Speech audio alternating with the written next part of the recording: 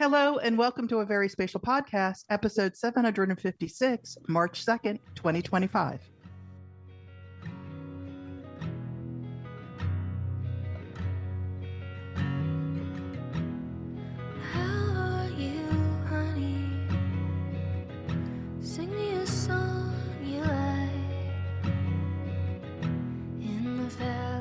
Hello and welcome to a Very Spatial Podcast. I'm Jesse. I'm Sue. I'm Barb. And this is Frank. And this week we're going to talk about things because, I don't know, Gulf of Mexico.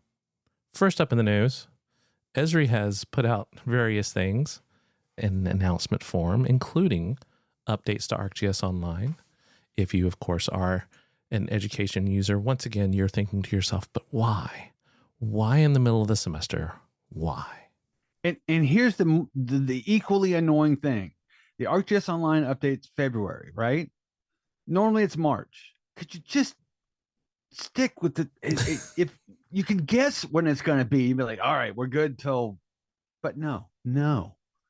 On the February. upside, most of the things don't go away. They get added. So less of an issue than compared to what it used to be whenever it was more of a total overhaul each time. Yes, the more subtle things aren't also as big a deal when you're trying to use educational tools and none of the screenshots or instructions match. That's always fun, but it seems to be less of an issue now. But there's some interesting updates. I like some of the updates to the animated symbols that we're looking at right now. Improved pop-ups for multidimensional imagery layers. I don't know. There's a lot of different things. You know, the web editor is, I think, out of beta now, so that is getting a little bit more powerful. Whenever you look at different analyses, there's a few new analyses that are available. Model Builder still is there now and in beta. What was the one I wanted to highlight? What was it? Oh, I won't remember. It was something in one of the third-party apps. They've added to the content store the new app for commercial satellite imagery. You know, they keep on adding a lot more imagery to things. So that way you don't have to go through the store whose name I can't remember. But this is kind of more of a one-off type of purchase if you want to do that as opposed to doing subscriptions, which the old store whose name I forget is focused on those type of things. So if you want extensions and subscriptions, go to the whatever it's called. If you want specific data sets and short-term access to things, that's Content Store. Can I go on a little rant? Sure. All right. So this is something I had a rant earlier to Barbara when we were walking across campus this last week. And this online update feeds into it, for lack of a better term, or lack of what it does here, is that everyone's excited. I don't think there's a lot of mention about AI in there. I mean, I sort of scanned through it. I didn't see it, but still, everyone's talking about Geo AI. And I did notice that they've added some cool layers, as they always do, to the Living Atlas. Some really, they've got the latest American Community Surveys layers in there, and the Global Wind Atlas, and the 2023 NAPE imagery. There's lots of cool stuff in there. This is my frustration with the Living Atlas. I can never find anything in it, like ever. Like if you go to look at things if you find on the website, this is what's in the Living Atlas, you're like, oh, that's amazing. And then I actually go into it, and in the search thing in ArcGIS Online, I type something, I get a lot of results that typically are, a map somebody made or something like that they published as public that you could, go look at and stuff like that, which is cool. But I don't really understand why AI isn't more integrated into the Living Atlas search. It's just baffles me. I should be able to ask complicated questions in that search bar, because I can do that in ChatGPT and it should get back to me. Look, these are the things we think that apply. That's my little pet peeve rant. I don't know. I mean, I think I just wish they would do simple searches better. It's an endless frustration. But I mean, you're playing with AI already, so do that. Well, but they're taking a very slow approach to it, and I don't necessarily disagree with that. They are pushing the term AI, but a lot of that AI is the things that have been there already. It's about machine learning. It's about deep learning. It's about those access to imagery and those type of things. It's they're starting to put more of the generative AI in there, but a lot of the AI they're still pushing in the Geo AI at Esri is a lot of the AI we've been doing for, years, if not decades. Well, yeah, I have no problem with that AI going slow on that. I'm just saying that just trying to find stuff in Living Atlas is way harder than it needs to be. And we have better tools to make it less annoying. And the way this came up is because of some cool things they're doing with AI that's in the Living Atlas now, having to do with debris for flooding, and then also something to do with wildfire smoke. And, just asking, has anyone we know used this, and how is it doing? And that got into, well, where do you even find it? Through the search. But those are some cool things going on. I did preference it by saying it was a rant. So. It's again, rants are fine. That is why we still make the podcast for the 5 people who listen. So, they listen to the rants and are like shaking their head or agreeing, or one of the two. We don't know. Continuing with the ARC thread, Map Viewer Classic is going to be deprecated. If you are adding ArcGIS Online to your organization now, you don't have access to it. If you had an organization already that, of course, had Map Viewer Classic, you will be able to access Map Viewer Classic until Q1 of 2026. So you have about a year before you lose that. So it's either end of this year or early next year, depending on where their quarters fall. I've never really paid attention to if they're an October or a January company. So there you go. Other than having to redo a bunch of work, does anyone care? I don't even know if you have to redo a bunch of work. Yeah, there were some things that wouldn't work. That are like if you had older maps that had certain things going on in them, you'd have to open them in Classic. And so if you're an organization that has stuff going back a few years, I've had it happen once or twice. But I mean, yes, for anybody newer just coming in, it's not a huge deal. But as always with legacy stuff that you have that you're still using, that's the main. It's just, I like the new one so much better than Classic. I totally get this was actually deprecated almost a year ago, Q2 2023. It's just, this is, by the way, we say deprecated and we all know because Esri users are the worst that I've ever experienced for almost any software, with the exception of maybe Windows, of I'm going to ride or die. It's the very end of the earth before I get off of this tool set. And it's amazing to me how much people cling to that, particularly when you've got situations where it's clearly superior. In this particular case, it's clearly superior. Just move. It's better. My rant for the day, which isn't going to be a long rant by any means, is the people who are going to pay for the Windows 10 continuing of life update thing that is going to be an option after October, and they're still sticking with 10.8.2. And that's just like, but why? I do have a laptop sitting over there that is incapable of upgrading, and I just don't want to spend the money to replace it because it does what it's supposed to do just fine. But are you going to pay for the? I'm not going to pay for it because I really don't care. I don't use that laptop that much, and if someone hacks it, whatever, I don't care. It doesn't really matter. I just format C: if I have to. It is about continuity and as much about workflow and stuff as it is about the tools. There's plenty of people that probably want to upgrade to new tools, but they're stuck in a workflow. My only point to that, to sort of harmonize the two, is that I understand the workflow argument, but it's not like they turn it off and next week they go, it's over. You usually have like a year. I mean, you have had years. Yeah, you've got time. Figure it out, man. I mean, it's not impossible. No, I get that too. It's comfort. Right? It's comfort that you have mastered. With that, we are going to say that with the move to ArcGIS Enterprise 11.5, or sorry, not with 11.5, but after 11.5. So you get to keep it through 11.5, but at 12, they are dropping multiple things. So Map Viewer Classic, ArcGIS configurable apps, Web App Builder. These are the things that are going away in 12. So be prepared.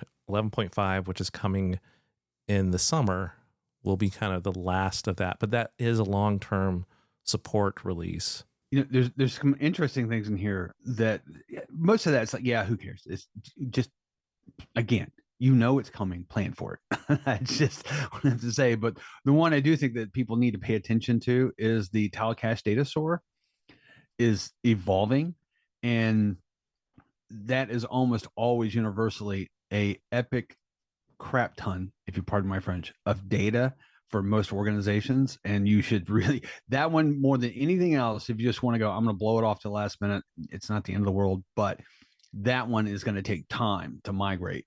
So there is a migration tool, there is a migration said it was a tool, but there's certainly a migration path that they've got for that. But you need to start thinking about that as you move to 11.5, that 12 is going to change that tile store significantly. And I wanted to counter some of the rants with something small, but that I'm highly appreciative of is the use of the timeline infographics they've started putting in, because it really does help explain to people that you're working with, here is the reality of what's happening and how we can fit this into, what we have to do day by day. So that's something that has been showing up more and more with these types of reports, and I appreciate that they're doing it that way. Okay, well, in more new software news or software update news, SketchUp 2025 is coming out. I don't know if it's available yet, but it's coming out. And I think there's a number of new things going on here. So I'm a longtime SketchUp user, but I think I'm still running on 2023. But for this release, I think the focus on new visualization, especially in terms of photorealistic materials like textures and stuff, is pretty cool. And I think I will actually be looking to upgrade. I mean, there's some other interesting things coming along, but for me, that's probably the big one because that has been a struggle. And so when you say photorealistic materials, there's other programs that have done better with that earlier. And increasingly, that's something people want to see.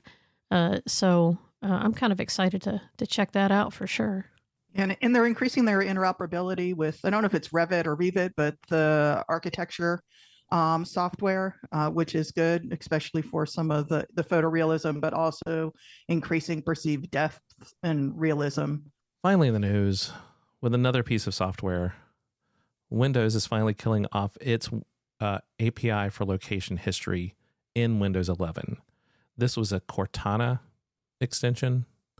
And so since Cortana's been gone for a while, it's kind of curious that they've left this in. And so they're finally deprecating that. And of course, we've seen Google go through and do this recently. Apple has been storing theirs locally as opposed to online anyway. And so I think it's just kind of a realization that if you take it away from the online services, and if it's not necessary, even the hardware services, that people can't ask you for that data. So I think, we continue to see that kind of movement. But yeah, this is one of those weird ones that's just kind of there, but not maybe being used a lot. They're also, and by the way, I am one of the maybe 6 people who actually liked Cortana. I like the Cortana. I mean, you could change the voice, but I like the Cortana voice, and I actually did use it. And I had, as the people who may remember passing the pod, I had a Windows phone, and I actually used Cortana and that. And I was sad to see it go, but that's neither here nor there. But the other thing is, I guess WordPad's out now as well. And I guess who used that, but I did on occasion actually use WordPad. I can't say that I ever voluntarily use WordPad, but there was like specifics. I mean, I use Notepad a fair bit, but there were a couple of situations where I actually did use it. So it's like, oh, hey, WordPad, and it's gone. And that's it for the news. And in a web corner, the Norman B. Leventhal Map and Education Center at the Boston Public Library is hosting its inaugural David J. Weaver GIS Research Fellow, in which the fellowship will allow any recipients to explore their archive of early GIS maps and also their physical collection on the history of computer cartography. So if you are someone that works with GIS history, cartography, urban planning, remote sensing, or anything where you've been wanting to do something on the history of GIS, then this might be the fellowship for you. It's pretty cool that we're at the point where we're doing things about our history. Yeah, I think there should be more of it.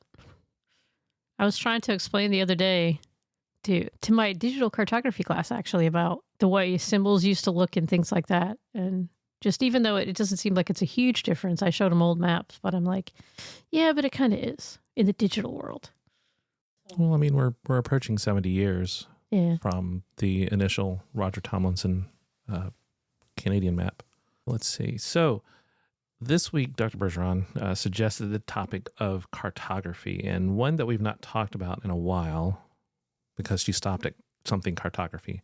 The one that we haven't talked about in a while kind of actually touches a little bit with the SketchUp conversation, and that is as we're moving more and more from traditional flat 2D maps back into 2.5D, 3D representations, and the question of, well, two questions. One, this question of photorealism, uncanny valley versus using more traditional cartoonish or simplified representations. And let's start with that one. I'll toss the other one in later if it fits. So thoughts about that? Well, I think so. Actually, lots of thoughts, because a number of years ago, Bart, I can't remember how long ago, we did an article on 3D visualization for municipal kind of information, but looking at using 3D, right, 2.5D, but just simple colors. So we looked at areas around Morgantown and its sort of neighbor, Star City, and trying to show, for example, the days you collect your trash and land. I think it was zoning was the other one, but just using simple building footprint extrusion, so making it 2.5D, so almost 3D looking, but just using those colors, right? So looking at the situations where it doesn't need to be photorealistic to kind of still give a more enhanced view of something. And so, and that goes back a number of years, but the photorealism as tools have improved. So we talked not too long ago on the podcast, however many months it's been, about the Google photorealistic tiles, photorealistic 3D tiles, some other tool sets that are coming online. But when people see those, they think, oh, the photorealism is the thing that I want. But when you have enhanced information, right, which is the mission of cartography, is to give us a visualization that is getting information knowledge out to somebody that hopefully will get it, right? That's the question, right? Does the photorealism enhance that or mask it a little and make it harder for the information to stand out that you're then adding to it? So I'm pretty strongly on team abstraction. Sorry, try English again. I find photorealism to be, I think it gets us really hard into the uncanny valley because people tend to start getting hyper focused on the accuracy of what they're seeing based upon their personal knowledge. Oh, that store's not open anymore, or that's weird that they have potatoes on sale for that much money, or whatever little piece of information that's completely irrelevant to what you're actually trying to get them to show. They get really hyper focused on it, and I know that's an unusual use of the term uncanny valley, but I think what it does is it very much distracts them from focusing on what you're trying to communicate. And to that extent, I think that it's almost always better to start from abstraction and work your way towards realism, as opposed to start with realism and work your way towards abstraction. In almost every cartographic situation, I've struggled to find any that I thought, well, I should start with photorealism and work our way back, except for the clear-cut exception of aerial imagery. Aerial imagery is the one place where I think that it does sometimes enhance and help things when augmented with abstraction. Take, for example, property lines. If I show you a bunch of property lines with absolutely no imagery behind it, most people go, I know it's a bunch of usually yellow lines on a map. Who cares? But if you put the imagery there, you go, oh, I see. That's where my house is, and that's where my neighbor's house is, and I understand that's where the line is, and that sort of thing. That's the one area that I find that it is critical to have realism. And even then you trip into that, well, I didn't build that garage, that garage doesn't exist anymore. It was tore down a year ago or whatever. That's always a bit of a pain. So kind of what you're saying is that, among other things, is that the snapshotting, right, that we always do in data capture with cartography becomes a hindrance when you're talking, like the closer you get to photorealism, right? Because there's maybe a dynamism, like a dynamic nature that people are inferring that's not there, in the sense that, oh, it should be always up to date if it looks that real, right? So that's kind of what you're saying. I think that's one dimension to what I'm saying. I think that there's also, even if I'll go out and take the picture right now and then come in and go, here's your map. I still think people get a little bit too much into the weeds on the realism and get a little lost focusing on that. Oh, I didn't really realize that was that color yellow, or whatever dumb thing that doesn't really matter. And it detracts from what you're trying to do, is to show them an evacuation route, or show them these are the water lines, or whatever it is you may be trying to depict in your actual map. That is I find it almost, not universally, as I said, there's one clear example where that's not true, but it's very often, if not the overwhelming majority of the time, a distraction rather than a help.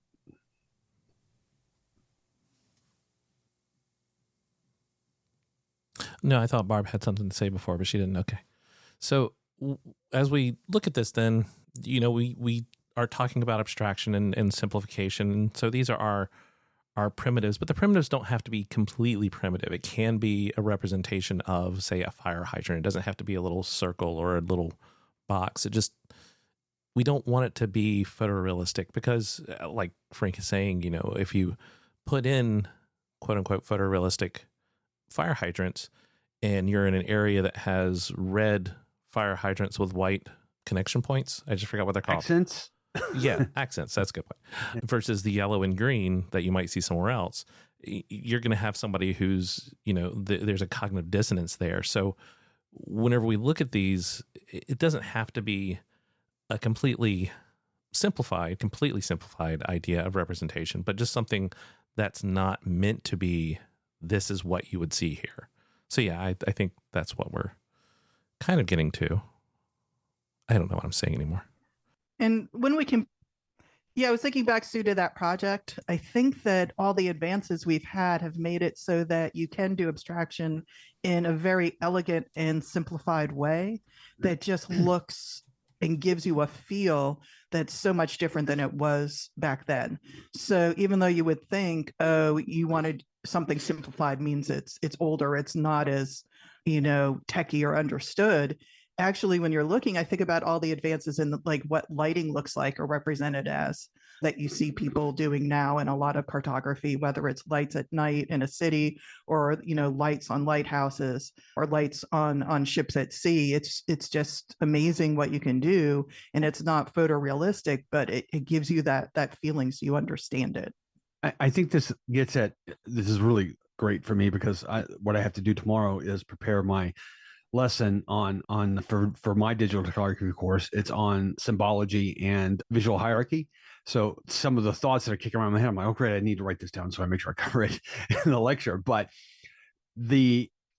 I think symbology becomes critical in this particular context, because I think that legends get kludgy after a certain point. Like if you have 10 things in a legend box, just to pick a number, I think people go, okay, I can follow that. When you have 37, that's too many things. I'm just not going to look that up. It's just not worth my energy. So a lot of this is, the symbolism of showing the example that Jesse gave, a fire hydrant, something that looks very fire hydrant-y, even though it may not, in fact, be a true representation of fire hydrants within the landscape as we would experience them, can be very powerful. It's an abstraction, right? But it also has to be a pseudo-realistic abstraction at some level.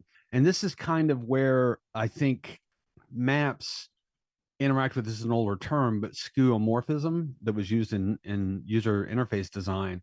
The question of, should something look like the thing that it is, or should it be sort of a very vague abstraction or almost artistic representation of what it is? The very classic examples you can think of skeuomorphic icons are the little, save icon that's on most applications, and the little printer icon that's on most applications. The thing that's interesting about maps is we have to walk that line. I don't think we have the latitude as cartographers to completely get rid of skeuomorphism. We're just not going to deal with that, because it would end up having to train everyone with a new set of symbology that they're just don't have.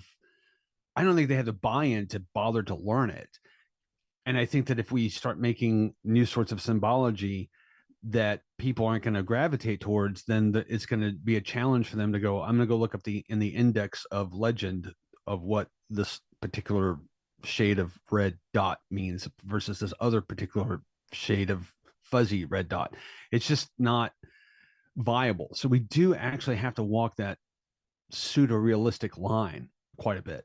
Well, I think something that's interesting. So, I mean, I work in a very niche area, right, which is immersive environments. But as I've gotten to think about the conversation here, we're talking about not just the map itself, right, but the symbology, which is the key way that information is conveyed. Like, this is what the map is showing you, is that we traditionally have done that in a legend, right, a little key that's on the map. And as we've transitioned to more interactive maps and, kind of the web interface and dynamic, we've had to figure out, well, that's not working the same way. So we have different solutions for how we do that. So the symbology, the legend becomes part of kind of the left-hand side if you're looking at, standard maps, or it's just you figure it out kind of thing. But in the 3D immersive environment, I've started to explore the fact that your legend isn't so much a listing, as it were, but simply an encounter, and you get some piece of information that says this is what this is, and you kind of file it away, or you can go and look at it in another screen. And it's kind of an interesting difference, right? It's not a list that you consult, but it's an encounter, and then you might have a HUD, so that's a heads-up display in your user interface that might tell you what that is or add to that. And so I think that's an interesting complication, because if you're going to work towards photorealism, and sometimes you're working on projects where the people want that, and you say, hey, this might be a way to work on this, but it is to look at the sort of grammar, right? The visual grammar that helps us understand maps has to evolve when you're using that kind of environment. And I think first, the term map here is somewhat problematic because we're talking about landscapes, we're talking about environments. And whether we want to call it environmental landscape or just a a 3D environment, that's kind of up to each person as they're talking about it. But calling it a map isn't wrong because it is cartography, but it is somewhat problematic because it pushes us into these kind of traditional ideas of cartographic symbolism and legends and the 7 pieces of flair that you need to have on every map and those type of things. And I think jumping back to what both of you were talking about with the legend, kind of building on what Sue was saying, there is no legend in these 3D environments a lot of times. And, it's not like we have a map series like the USGS quadrangles where we have a whole separate document that is the legend for those maps. But instead it's the experience, right? It's back to that landscape and environment idea that you're experiencing things, and that is how you know what they are, not because you've been shown. So it has to be, like Frank was saying, it has to be at least representative of what the thing is, whether it's through skeuomorphism or photorealism, to have the user be able to understand what they're interacting with and maybe how they might need to interact with it. 3D cartography is always a bit of a nightmare because we haven't built that language yet. I mean, if you show me a 2D map and there's a star on it and with a place name, I'm going to guess that's probably a capital. I'm just going to guess that's probably true. If you show me a map with a black circle with a red dot in the middle, I'm also going to guess that's a capital, especially if there's other black circles with place names on them. I can kind of infer that because we've taught through the development of symbology and a language for that symbology, some things make certain sense. If I see a blue line, that's probably going to be water. Good if it's supposed to represent a landscape. That's a good guess that I can do off the jump. And you can insert the joke from Arrested Development of where clearly all this blue part is land. If you haven't seen the episode, watch the start episode. You'll see it. It's a funny cartography joke. Those things have been built through literal centuries of developing a language and educating that as we move forward. I mean, there's a skill of map reading, and we tell people how to read maps. How you communicate scale, for example, is one of two things. Is I'm going to give you a ratio of some sort, 1 to 24,000, and you know what that means because you've been taught what that means. Or I'm going to stick a bar at the bottom that says one of those is one of these, whether it be kilometers or miles or whatever the heck it may be. I've got that to say, okay, I understand how to understand the scale of this map. when we work in the 3D realm, it's just all that's gone. All we have really is realism because, oh, I know that I know that's a table because it looks like a table and I've experienced a table. So that's a table. I mean, a physical, not a table of numbers. I mean, like a table where you put your coffee on. That's the type of thing that we have to work in. But at the same time, you have to have those abstractions. Everyone who's ever played a video game knows that the red bar is health, right? That's just the rule.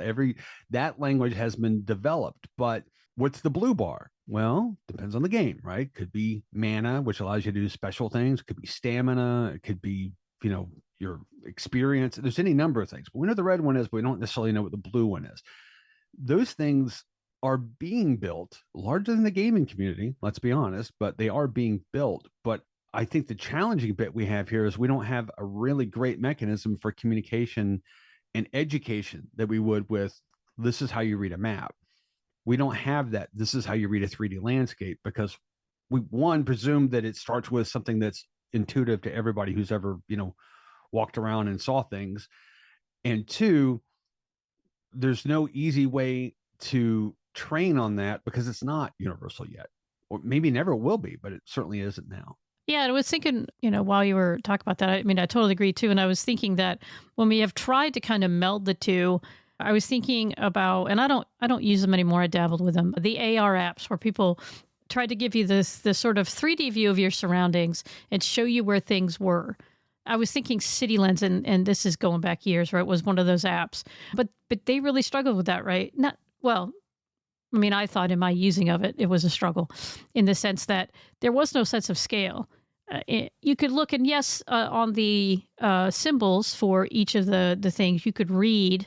I think that they did have distance on them, but they all just popped up, right? Because your phone is still the 2 dimensions trying to show 3 dimensions. And it was that melding of traditional cartographic kind of labeling or traditional web labeling, whatever it is, with kind of the 3D world that you could see through the phone lens. And so, and again, that was just one example from years ago, but it is not a new struggle, right? To try to figure out how we can blend some of the things that symbols are really good at, which is, again, enhancing information about the world around you so you don't have to figure it all out yourself. But also, when the goal is to have that experience, is to how not to make that so difficult that it detracts from the experience that you spent the work doing the dynamic photorealism or whatever to get. And just to kick it over, Geospatial Creator is an example to go and look at where we are now in that space. So I know people are insanely curious, because I am. What's question 2? And it kind of actually kicks into a very small bit Google's Geospatial Creator, and it's really more the scanning. So we're seeing a lot more terrestrial LiDAR, a lot more structure from motion being used to create the 3D models. You can grab an app on your phone and scan your whole house and get a 3D version of it. You can, go out and scan a fire hydrant that you can put into a game. There's so many tools now to be able to capture these photorealistic aspects, but just as important as the texture of that object is the model, the 3D point cloud, 3D mesh, whether it's a 10, whether it's a traditional gaming mesh, whatever you're talking about.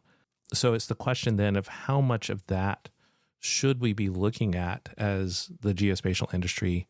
Of course, that really takes us a lot of times into that need to move more into the game engine environment.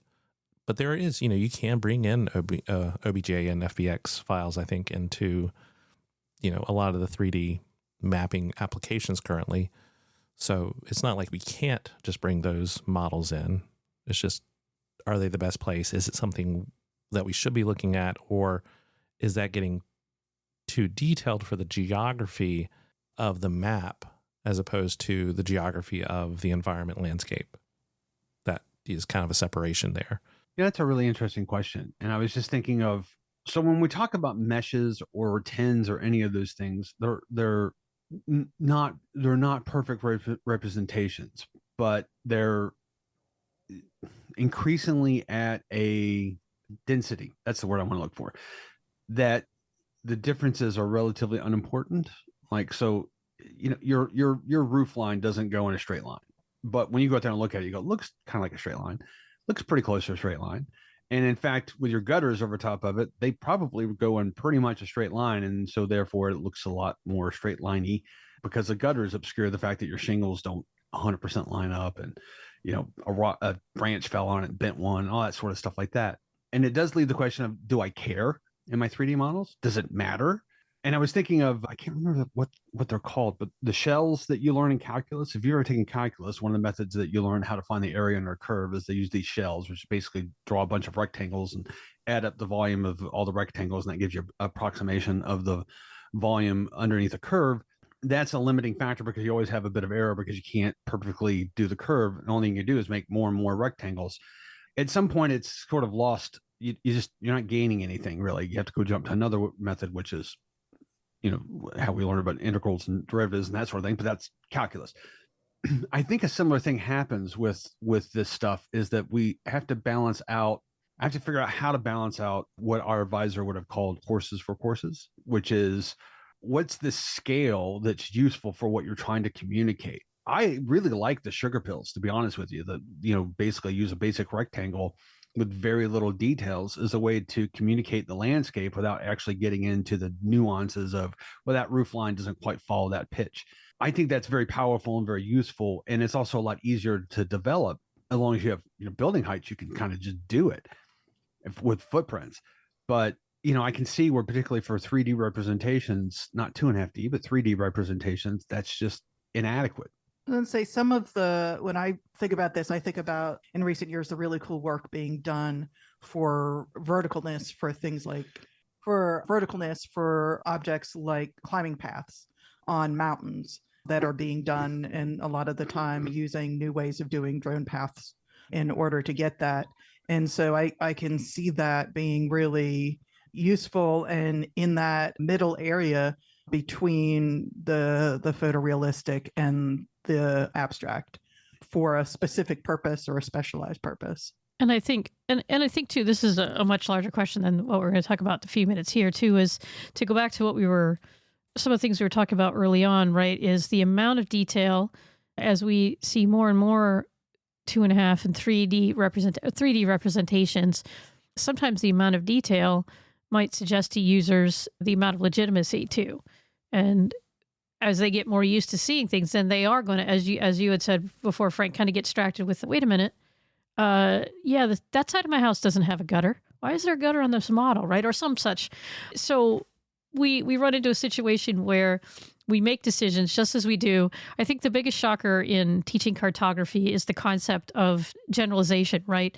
That cartographers make active decisions on symbols to remove detail when it is necessary at certain scales, right? So the fact that all of it has to be a process of choosing the right horse for the right course, right, in terms of scale. And I think it's a huge issue in kind of the 3D realm, because unnecessary detail isn't just a visual problem. It also becomes a performance problem potentially, and there's all kinds of other things. But that's it, though, is as people see more photorealism, is that then what they're going to come to expect? And so if you don't have that detail, then, maybe your data becomes suspect, or there might be other implications there. And I, by the way, just started thinking about this, so I'm not even sure kind of what my thoughts are on it yet. But that's an interesting kind of take on the evolution of our capability. Once people see those things, is our audience then going to change their thoughts?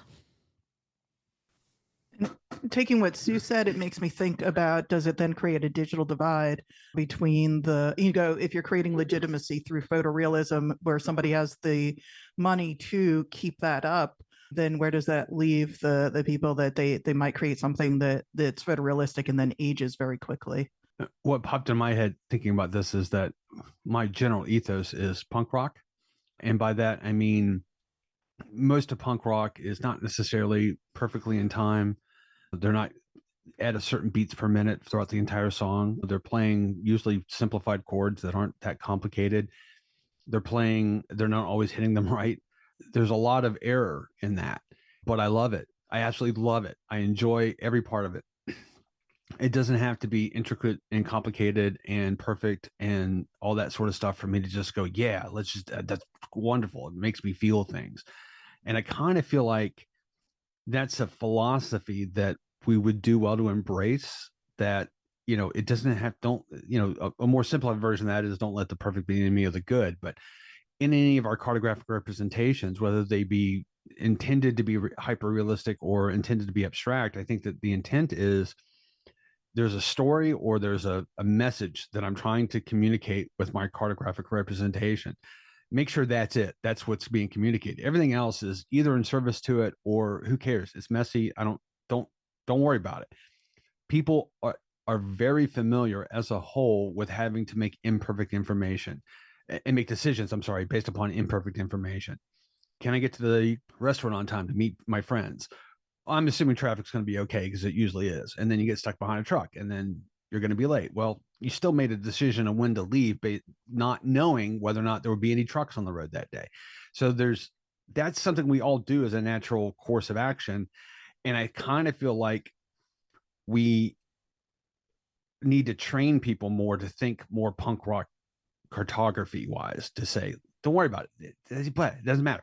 This is what you need to be thinking about and focused on. And we can do that somewhat with our cartographic choices by bringing certain things to the fore, metaphorically, not literally, and pushing things further back.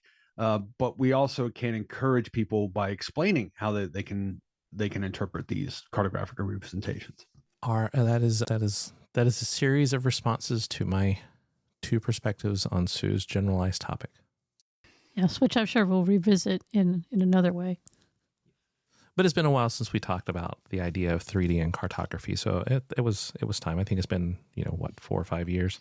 And that is weird that we can always say, well, it's been 4 or 5 years or 10 years. It's been 15 years. Well, we can embrace almost, two of our southern roots and say it's been a spell. I don't think I've ever said that. Me either, but I like doing it occasionally in these contexts because it amuses me. Okay. Or a piece. It's in a piece. And so let us know what you think about how you're using cartographic concepts in your 3D analysis representations. There we go. Representations. On to the events corner. As always, check out these events and others near you. So the QGIS User Conference 2025 is taking place June 2nd through 3rd in Norrköping, Sweden. And I know I mispronounced that because I did listen to how it's pronounced today, and then I totally just forgot. I listened to it, and I said, that's all you. Norrköping. Of course, if you'd like us to add your event in Sweden or in other places to the podcast, send us an email, podcast@veryspatial.com. If you'd like to reach us individually, I can be reached at sue@veryspatial.com. I can be reached at barb@veryspatial.com. You can reach me at frank@veryspatial.com. I'm available at jesse@veryspatial.com and at Kinda Spatial. And you can find all of our contact information over at veryspatial.com/contacts. As always, we're the folks from Very Spatial. Thanks for listening. And we'll see you in a couple weeks.